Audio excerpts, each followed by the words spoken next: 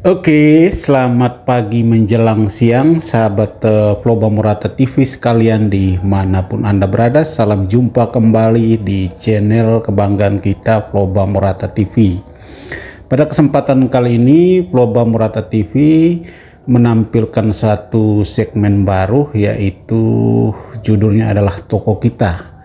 Ya, jadi di segmen Toko Kita ini, Vloba Murata TV akan menampilkan toko-toko inspiratif ya, yang berasal dari Vloba Murata maupun juga yang berasal dari luar yang dianggap perlu oleh channel TV Vloba Murata TV untuk dibagikan kepada penonton setia Vloba Murata TV. Sahabat-sahabat Vloba Murata TV sekalian, pada kesempatan pagi menjelang siang hari ini ya, di hadapan kita ya, di samping kita sudah ada seorang tokoh yang menjadi tamu pertama di segmen ini. Beliau ini berasal dari Vloba Murata ya. Jadi sebelum saya mengundang tokoh ini, saya melakukan riset dan ternyata saya menemukan ada informasi-informasi yang luar biasa tentang tokoh kita yang satu di samping ini ya. Bung Emmanuel Dapaloka, selamat pagi menjelang siang. Ya, selamat pagi. Oke, sehat selalu? Sehat. Sehat, luar biasa ya. Jadi beliau ini adalah Bung Emmanuel Dapaloka atau sering disingkat dengan EDL. EDL ya. Itu sapaan yang paling gampang ya. Iya. Tapi juga keren. Tinggalkan kesan yang luar biasa ya. Bung Emmanuel Dapaloka ini adalah salah satu tokoh Vloba Murata yang berasal dari Sumba ya, Pulau Sumba, dan tepatnya adalah Sumba Barat Daya ya. Dan beliau ini saya kenal adalah yang pertama, beliau ini berprofesi sebagai seorang jurnalistik ya. Ya cukup senior ya di bidang jurnalis ya. Kemudian dalam kehidupan sosial masyarakatan di sini saya kenal beliau juga adalah aktif di paguyuban Vloba Murata, Sangka Clara, Bekasi Utara ya. Jadi beliau itu punya prestasi luar biasa, menjadi jurnalis berprestasi ya. Pada tahun 2013 itu beliau ini ternyata dinobatkan oleh salah satu media Kristiani ya. Namanya apa itu Pak? Majalah Narwastu. Majalah Narwastu ya. Jadi Majalah Narwastu itu menobatkan Bung Emmanuel Dapaloka ini sebagai salah satu dari 21 tokoh Kristiani ya. Dalam hal ini Bung Emmanuel Dapaloka masuk dalam kategori pembuat berita ya, benar ya. Oke. Kemudian yang berikut, Bung Emmanuel Dapaloka ini juga merupakan selain menulis berita, beliau juga ternyata orang yang penyair juga ya. Jadi ternyata membuat banyak puisi juga ya, teman-teman. Kemudian menjadi editor buku puisi ya. Lalu yang berikut, Bung Emmanuel juga adalah seorang tokoh yang produktif menulis buku ya. Ada berapa buku yang sudah ditulis? Paling sedikit ada 10 buah. Di antaranya ada biografi, ada kumpulan tulisan saya. Jadi selama ini sudah 10 buku yang ditulis. Apakah sekarang Sampai sedang melanjutkan ke 11? Yang ke-11 semestinya sudah terbit sekarang ya, Ya, kemudian yang berikut, Bung Eman ini juga selain dia menjadi penulis berita di beberapa media, beliau ini juga ternyata mendirikan portal media online ya. Ada berapa itu Bu? portal media online ada dua. Ada dua ya. Ada dua. Jadi sudah banyak itu ya, banyak pembaca itu ya. Lumayan. Luar biasa ya. Terakhir kemarin sebuah tulisan itu dibaca oleh 80.000 pembaca. Wah, tuh kita perlu berikan aplaus, ini luar biasa ini ya. Ketika saya memuat tulisan tentang bagaimana negara ini ketika membela Palestina kita menggunakan konstitusi, tetapi ketika mau mau membela kebebasan beribadah, negara ini menggunakan SKB 2 Menteri yang jauh sekali di bawah. Oke, luar biasa ya. Oke, lalu yang berikut Bung Eman ini juga termasuk seorang YouTuber juga ya. Jadi beliau ini mendirikan channel YouTube yang namanya La Piero TV ya. Sahabat Pro Bamurata TV sekalian, kalau mau kenal lebih jauh, lebih dekat Bung Eman seperti apa dengan hasil karyanya, ya bisa tonton La Piero TV ya. Oke, Bung Emanuel Dapaloka, saya kira ini hanya riset singkat ya. Mungkin ada banyak hal yang saya belum tahu dan saya kira Bung Eman akan membagikan kepada kita sekalian, kepada penonton Pro Bamurata TV sekalian ya. Dan mungkin Bung Eman juga perlu mengkisahkan ya perjalanan Bung Eman dari kampung kecil Pulau Sumba dan akhirnya terdampar di Jakarta dan sampai mencapai posisi menorehkan prestasi-prestasi luar biasa seperti saat ini. Saya kira ini inspirasi yang bagus yang perlu dibagikan kepada penonton setia Pro Bamurata TV. Silakan, Bung. Baik, penonton Pro Bamurata TV yang saya kasihi, menjawab pertanyaan Bung Karel tadi, bagaimana sih kisahnya saya sampai di Jakarta ini gitu ya. Saya sebenarnya masuk Pulau Jawa ini tahun 1990 dengan tujuan utama itu mau menjadi pastor. Masuk seminari Mertoyudan, lalu kembali ke Sumba untuk tahun novisiat, kemudian kembali ke Jogja menempuh studi filsafat. Beberapa tahun kemudian lalu berhenti, katakanlah itu singkatnya berhenti itu dengan sebuah pergumulan tersendiri. Nah, saat itu saya jadi bingung, apakah saya harus pulang kampung atau bagaimana? Saya tanya kakak saya, Kak, ini saya bagaimana sekarang? Saya pulang kampung atau bagaimana? Kakak saya katakan, kamu tinggal di Jogja saja, nanti kuliah. Saya juga bingung. Kakak saya bilang, kamu tinggal di Jogja nanti kuliah. Pertanyaan dalam hati saya, dari mana uang untuk kuliah? Kakak saya sendiri saja susah hidupnya, megap-megap begitu ya. Ada adik-adik yang kuliah, sekolah, lalu suruh saya bertahan di Jogja nanti kuliah. Saya oke saja. Saya bilang, oke Kak. Kalau kakak saya itu sudah omong, tidak ada satu pun yang saya bantah. Kalau kakak yang lain mungkin saya bantah, tapi yang satu ini susah saya bantah. Lalu saya memang bertahan. Kemudian saya mencari-cari kampus, ketemulah sebuah kampus yang murah meriah. Mungkin dia murah meriah karena kurang peminatnya kan. Kampus itu khusus untuk orang yang mau belajar jurnalistik. Saya begitu melihat jurnalistik, langsung tidak pernah mencari kampus lain lagi. Saya juga tidak mau mengecek ke dalamnya kayak apa, tidak. Begitu dibilang Akademi Komunikasi Yogyakarta, jurusan jurnalistik, saya langsung daftar. Tidak pikirkan yang lain. Mengapa? Karena saya memang punya minat. Saya sudah pernah menulis berita di majalah Hidup, udah bangga sekali. Menulis profil kecil saya udah bangga sekali. Lalu lanjutlah ke situ. Di Jogja saya sempat menjadi wartawan di media berbahasa Jawa. Namanya majalah Praba atau Probo. Beberapa tahun di situ. Meski saya mengerjakan yang bahasa Indonesia. Itulah perjuangan yang tidak ringan. Kadang-kadang uang makan saja susah bukan. Pergi ke kampus tidak punya ongkos, pakai sepeda itu menyusuri selokan Mataram sambil bernyanyi meskipun nggak punya uang begitu, tetap saya lakukan dengan gembira semua itu sambil belajar. Lalu tahu-tahu sebuah majalah di Jogja memanggil saya untuk bekerja di situ, hanya karena saya sering kirim tulisan di situ. Mereka melihat, anak ini boleh. Saya dipanggil untuk menjadi wartawan di situ dan saya terima.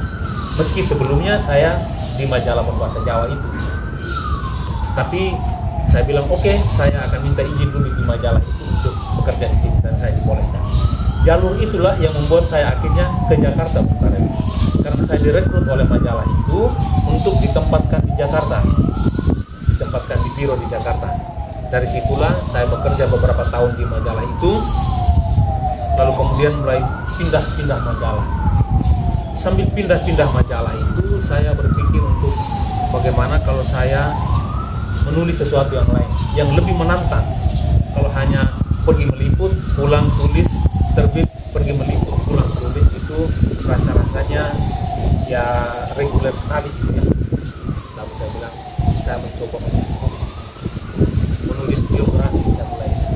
Karena bagi saya menulis biografi itu kan pengembangan lebih luas daripada menulis profil orang. Kita menggali lebih dalam dan di situ kita membuat dia menjadi lebih lengkap dengan pembagian bab-babnya dan jadi lagi. Mulai di situ saya mulai tulis. Lalu ya itulah kata orang ya, karya adalah iklan. Lalu ketika orang melihat karya saya, lalu orang lain mengatakan, oh kalau mau menulis ini hubungi si Eman saja. Dan sering saya alami itu sampai sekarang. Kalau misalnya ada orang yang mau menulis biografi atau mau menulis mengedit buku yang sudah siap, langsung dikatakan coba Eman saja, dia akan mengerjakan ya tanpa banyak menawar sana sini. Pokoknya bagi saya itu saya mengerjakan yang terbaik. Ketika orang melihat apa yang saya kerjakan, orang akan menilai. Nah seperti itu Bung Karel ya. Sejauh ini mengapa akhirnya saya di Jakarta ini, dan seperti Bung Karel tadi menyebutkan saya mendapatkan penghargaan, betul, saya mendapatkan penghargaan sebagai salah satu tokoh Kristiani. Itu sebuah majalah rohani, majalah Narwastu namanya, memberi saya penghargaan sebagai salah satu tokoh Kristiani di bidang jurnalistik. Lalu ada satu Bung Karel yang mungkin tadi belum, saya pernah menjadi juara lomba penulisan Kompas. Wah, luar biasa itu. Itu yang menyelenggarakan Kompasiana bekerja sama dengan Harian Umum Kompas. Dan di situ ya hanya dapat juara 3. Bisanya baru juara 3. Ya, saya juga tidak mungkin. Tapi dari sekian 20.000 orang yang dia itu, bahwa nama saya terselip di situ, saya heran juga. Mengapa? Itu saja. Oke ya sahabat Global Merata TV, saya kira ini luar biasa ya. Jadi saya ada dua kata yang menarik tadi ya. Karyamu adalah iklan ya. Jadi Bung Eman itu benar-benar menempatkan atau memposisikan karya-karya dia itu sebagai iklan ya. Jadi bukan tampilan profilnya di Facebook atau di media sosial apa bukan, tapi yang menjadi fokus Bung Eman itu adalah karyanya.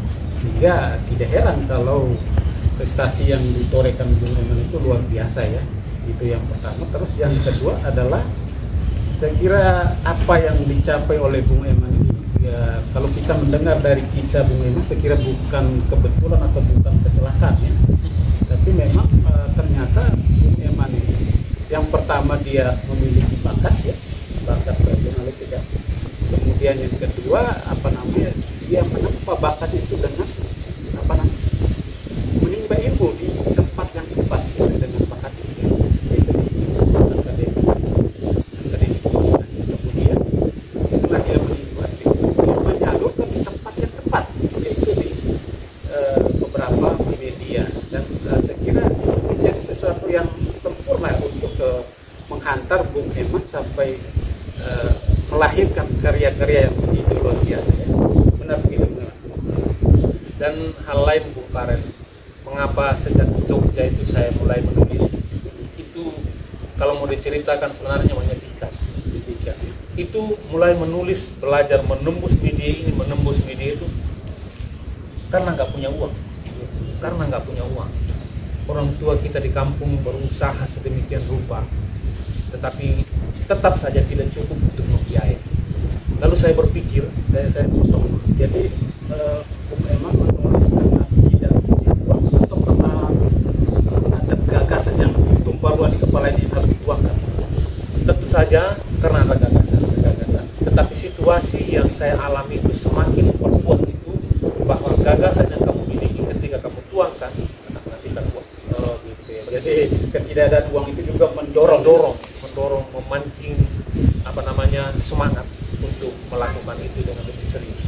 Ya, artinya sahabat Global Merata TV sekalian, kata kuncinya adalah keterbatasan itu tidak menjadi penghalang bagi Anda untuk sukses ya. Buktinya adalah Bung Eman ya, dengan ketiadaan uang, dengan jumlah keluarga yang ya boleh dikatakan banyak ya Om. Kami 10 bersaudara. 10 bersaudara, semuanya sekolah ya. Sekolah. Itu artinya bahwa biaya yang dikeluarkan itu luar biasa. Tapi Om Eman tidak menyerah di situ. Silakan. Ya, ketika di Jogja itu kan saya merasa ketika tidak ada uang kiriman dari orang tua, lalu saya diam saja. Ini saya anak yang dalam tanda petik yang kurang ajar. Oh, misalnya saya melimpahkan seluruh beban kepada orang tua saya, sementara orang tua punya beban untuk menyekolahkan adik-adik saya yang lain dan membantu keluarga. Sehingga saya mencoba untuk membangun relasi, memutar otak untuk menulis ke media-media yang sekiranya bisa. Honornya kecil-kecil Om Karet. Ada yang cuma dapat 3.000, 5.000, 7.500, 15.000. Nah, ketika saya menulis di koran yang lebih besar, saya menulis di Suara Pembaruan waktu itu honornya sudah jauh lebih besar, 125.000 satu resensi Tahun itu ya. Yang kedua, lalu nekat juga mendengar kawan-kawan bilang kalau kita menulis di Jakarta Post itu tidak harus bahasa Inggris kok, kita bisa menggunakan bahasa Indonesia. Nanti teman-teman di Jakarta Post yang akan menerjemahkan, saya mencoba, saya mengirim, ternyata dimuat juga 2 buah atau lebih tulisan saya yang dimuat waktu saya masih kuliah itu. Honornya berapa? 250.000. Itu sudah bisa makan, sudah bisa traktir teman, sudah bisa beli baju, ya sudah akan bisa ganti baju lah. Kalau tidak agak susah ganti baju Om Karet. Itu. Ini ada tersirat kata-kata yang luar biasa dari Bung Eman ya. Sahabat Toba Murata TV, khususnya anak-anak muda ya, atau mungkin yang sekarang sedang berprofesi sebagai mahasiswa, yang sedang melanjutkan studi di luar NTT ya, barangkali di Jawa atau di Sulawesi. Saya kira ini motivasi yang luar biasa ya. Bung Eman tadi katakan bahwa kalau Anda di perantauan sebagai seorang mahasiswa dan tidak melakukan apa-apa lalu membebankan sepenuhnya tanggung jawab itu kepada orang tua, itu adalah kurang ajar namanya ya. Benar ya?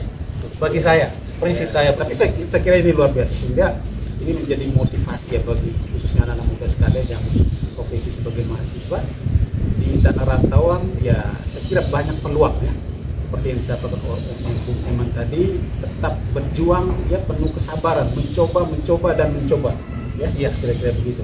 Ada sebuah cara saya tersendiri kalau boleh. Ya silakan. Setiap kali saya pulang ke Sumba untuk libur atau pergi lihat orang tua kalau saat sakit, saya mencoba datang ke media yang ada di Jogja. Itu sudah belum bekerja? Masih kuliah. Saya datang ke media di Jogja, saya katakan, Pak, saya ini mahasiswa di Jogja, saya mau pulang libur ke Sumba. Bapak tahu Sumba? Oh, saya pernah dengar. Nah, di Sumba itu banyak hal yang menarik tentunya. Daripada Bapak mengirim wartawan ke sana, mending saya yang lakukan reportase ini. Pasti menarik. Saya mau yakinkan bahwa menarik. Pulang dari sana benar, saya membawa tulisan-tulisan dari sana. Itu tulisan yang barangkali orang di sana itu ini biasa gitu kan. Tetapi untuk orang di Pulau Jawa ini, mungkin di kota-kota besar, ini hal yang aneh. Orang datang ke pesta, lalu pulang-pulang bawa tenteng daging mentah gitu, untuk bawa pulang ke rumah, ini kan aneh. Bagi di sana itu biasa.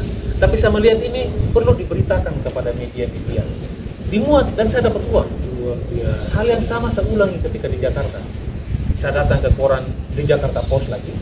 Saya mengatakan hal yang sama. Pulang dari sana, saya buat tulisan-tulisan tentang pesta-pesta adat di sana. Saya bawa dengan foto, saya kasih ini loh yang saya janjikan. Dibuat 1 halaman penuh itu tulisan saya top.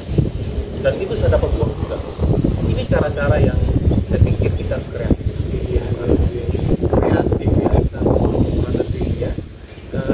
Jadi ada yang mengikuti jejak yang ya di Indonesia, silakan lakukan seperti yang dilakukan memang, tapi juga bisa dengan cara-cara lain. Yang berikut ini saya kira penting juga ya untuk saya tanyakan kepada Bung Eman ya. Jadi menurut saya dan juga mungkin menurut beberapa orang ya, ini aneh ya. Bung Eman ini kan saat ini sudah mencapai posisi-posisi yang luar biasa ya, seperti saya katakan tadi ya. jurnalis senior, kemudian penulis buku, memiliki portal media online sendiri, memiliki channel YouTube. Ya, ini saya kira luar biasa. Tapi saya dengar kabar itu katanya Bung Eman ini dipanggil pulang ke kampung halaman untuk mengikuti caleg DPRD Kabupaten pada tahun 2024. Ini saya kira ada alasan mendasar ya? Ya, betul sekali Bung Karel. Sebenarnya bukan baru sekarang saya dalam tanda petik digoda-goda pulang gitu ya. Sudah lama gitu ya? Sudah lama. Tapi saya belum tergoda. Tapi akhirnya sekali ini tergoda. Akhirnya saya tergoda. Ketika saya tergodanya, saya itu bukan sesuatu yang membayangkan sesuatu yang wah yang saya akan dapatkan dengan dia. Saya justru tergoda oleh karena saya melihat situasi yang ya kalau saya bilang saya akan pulang melakukan perubahan, ini terlalu sombong. Kalau saya mengatakan semua yang di sana harus saya dulu, ini jauh lebih sombong dan jauh lebih tidak tahu diri. Saya ingin pulang itu karena melihat saudara-saudara saya di sana. Yang menyedihkan bagi saya tentu saja tidak di semua tempat. Ketika saya berkunjung ke tempat kampung kelahiran saya sendiri, beberapa tempat itu, profil anak-anak ketika saya masih kecil dan sampai saya sudah setua ini, boleh katakan anak-anak itu masih profilnya sama, tidak berpakaian, berlari-larian di halaman dengan perut yang buncit, dengan rambut yang aut-autan, tidak mandi dan sebagainya. Ini setidak-tidaknya menggerakkan saya, meski saya yakin tidak mungkin saya pulang untuk bermain sulap dan semuanya menjadi baik. Tetapi setidak-tidaknya saya merasa saya memiliki sebuah kemauan, sebuah keinginan yang saya sendiri rasa saya harus pelihara agar tidak kemudian dia mudah berubah lalu lupa. Saya ingin pulang itu karena itu saja, bukan karena saya yakin bahwa saya akan melakukan yang hebat sekali yang mereka yang sudah duluan sudah melakukan. Hanya ada hal-hal yang mungkin belum tersentuh mereka.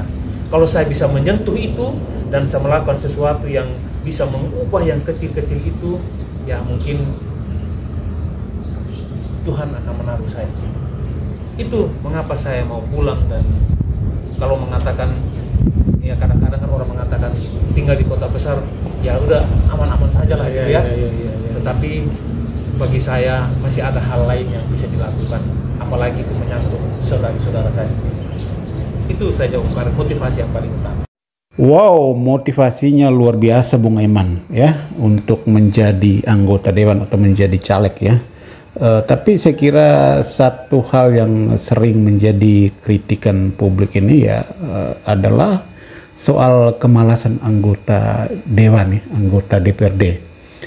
Saya beberapa kali itu mengkritik keras ya anggota DPRD di Kabupaten Sika karena ada berita beberapa kali berturut-turut itu tentang kemalasan anggota dewan atau ruang sidang yang kosong melompong. Ini saya kira memalukan sekali ya. Mereka ini kan dipilih dan tugas pokok mereka itu adalah rapat atau sidang-sidang itu. Tetapi kalau rapat dan sidang-sidang itu mereka tidak hadir, lalu mereka ngapain? Nah ini bagaimana dengan Bung Eman ya kalau seandainya Anda dipercayakan oleh masyarakat Sumba Barat Daya untuk menjadi anggota DPRD, ya kira-kira apa sikap Anda terkait dengan persoalan-persoalan seperti ini? Ya, terima kasih Bung Karel. Ini pertanyaan yang juga menjadi pertanyaan saya. Saya juga sering mengkritik. Wartawan itu kan memang kebanyakan itu memberitakan sesuatu sambil mengatakan ini tidak baik, dan itulah kritikan dia gitu kan. Bagi saya tidak salah kalau masyarakat memiliki penilaian semacam itu. Ibaratnya orang kalau tidak orang punya rumah, lalu semua orang tidak membersihkan halaman rumahnya, maka seluruh rumah itu akan kotor. Tiba saatnya seluruh Indonesia kotor gitu kan. Jadi tidak salah. Tetapi bagi saya sendiri, sejak awal saya tahu diri, saya itu memiliki komitmen terhadap sesuatu. Ketika saya sudah memilih mau melakukan sesuatu, saya mencoba melakukan itu dengan sekemampuan saya sedapat mungkin. Karena tadi itu, karyaku adalah iklan bagi diri. Jadi ketika saya berkarya dengan baik, orang akan memandang saya dengan baik pula. Dan di situ persis letak martabat saya sebagai manusia. Ini tentu saja teoritis, Bung Karet. Kelihatannya bombastis. Tetapi, kalau ada kesetiaan terhadap kata-kata yang semacam ini, maka kita bisa melakukan sesuatu. Sekarang konkretnya, kita bicara tentang kampung kita. Ada anggota DPRD, ini wakil rakyat. Ini bukan rakyat.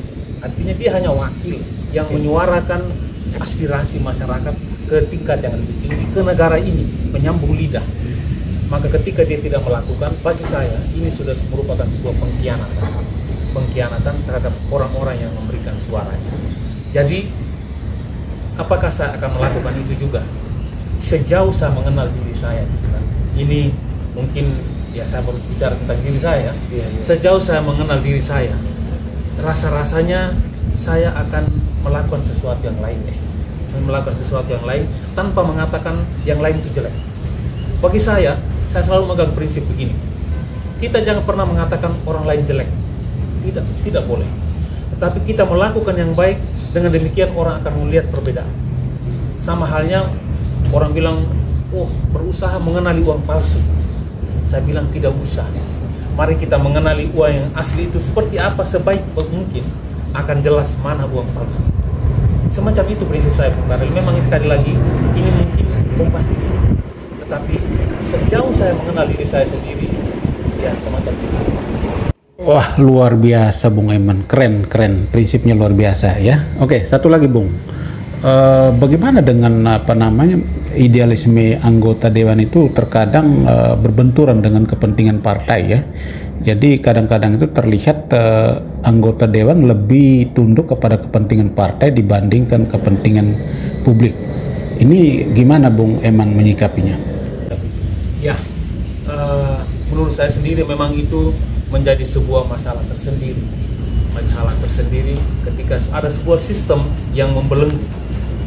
Tetapi seorang manusia yang cerdas, seorang manusia yang punya pikiran alternatif, dia akan bisa menghadapi situasi ini dengan lincah. Berpolitik itu adalah sebuah seni bermain. Bagaimana kita bisa bermain dengan cantik di situ tanpa mengorbankan moralitas. Kalau kita bisa bermain dengan cantik, bergaul dengan baik di situ, sebuah keputusan yang sangat keras, dia akan menemui sebuah keadaan di mana dia betul. Meskipun dia mengatakan tidak, tetapi ketika kita mendekati dengan baik, dengan cara-cara yang baik, dengan sebuah seni tersendiri, saya yakin itu akan berubah. Meskipun tidak sama dengan makan cabai, kita makan gigit sedikit sudah pedas. Mungkin inilah perlu sebuah seni tersendiri, Bung Karel. Memang saya sendiri sebelumnya mengkritik hal-hal yang begini. Ini kok partai omong lain, lakukan lain. Tetapi mekanisme dalam partai itu ada. Tinggal bagaimana kita mencoba mendekati dengan baik, dengan sebuah pendekatan yang lincah, yang cerdas, yang tidak mudah patah arang, patah semangat. Saya pikir masih ada celah. Karena orang sekecil saya yang baru mulai masuk, mau mengadakan perubahan yang besar ini suatu, kata Sri Mulat, suatu hil yang mustahil. Tetapi tetap ada jalan. Luar biasa ya Bung Eman ya. Jadi intinya adalah politik itu seni ya. Jadi seni bermain ya. Jadi Anda jangan sampai jadikan politik itu sebagai tempat atau wadah untuk mencari kerja atau untuk kepentingan-kepentingan yang tidak benar, maka Anda salah ya. Tetapi politik itu adalah tempat di mana Anda harus memiliki kelenturan, fleksibilitas untuk bermain demi memperjuangkan hak-hak rakyat seperti yang disampaikan oleh Bung Eman tadi. Saya kira motivasi untuk menjadi caleg ini luar biasa ya, bukan karena kepentingan yang bombastis tidak, tapi Anda memang benar-benar peduli ya terhadap kampung halaman Anda, terhadap generasi Sumba Barat Daya ke depan ya. Benar ya Bung Eman. Dan Bung Karel, yang saya katakan tadi bukanlah sebuah sebuah keinginan yang tiba-tiba untuk memperbaiki situasi. Dengan segala kekurangan saya selama ini, selama hampir 10 tahun, karena tadi keprihatinan saya sudah saat ini saya membantu anak 30-an anak untuk membantu uang sekolah mereka setiap bulan secara kontinu. Sudah berapa lama? Sudah hampir 10 tahun. Wah, luar biasa. Dan sekarang ini kasih jempol. ada 30-an anak yang saya bantu. Tetapi ingat, itu bukan uang saya. Seorang wartawan kecil, saya menyebut diri saya wartawan kecil yang tidak memiliki apa-apa. Tentu tidak bisa memberikan uang kepada 30-an anak setiap bulan. Tetapi saya punya teman-teman yang peduli. Dan mereka tergerak melakukan itu karena tulisan-tulisan saya. Termasuk ketika saya membangun rumah Om Simon di Babelan itu kan. Itu karena kekuatan tulisan saya. Sampai rumah itu jadi dan serahkan kunci, saya isi seluruh perabotan rumah itu, meja kursi, tempat tidur, itu bukan karena uang saya. Tetapi melalui saya orang memberikan uang untuk saya teruskan kepada orang lain.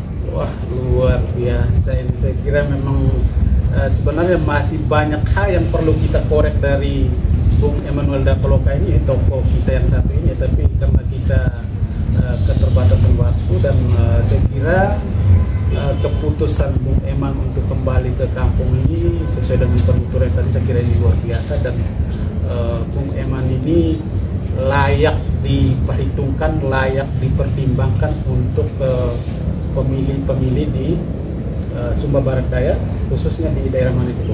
Saya dari Jawa Barat, jadi dapil kami itu Jawa Barat dan Jawa Selatan, ada 2 kecamatan.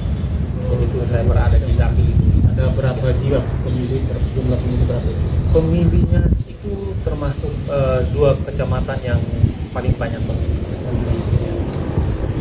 Ya, saya kira sahabat Probo Murata TV, khususnya di daerah pemilihan Om Eman nanti di Sumba Barat Daya, ya saya kira saya merekomendasikan ini tokoh yang layak untuk Terima kasih. Selamat berjuang ya, Bung Eman. Ya, terima kasih banyak Pak Fares. Sukses selalu. Sukses selalu. Oke, mantap.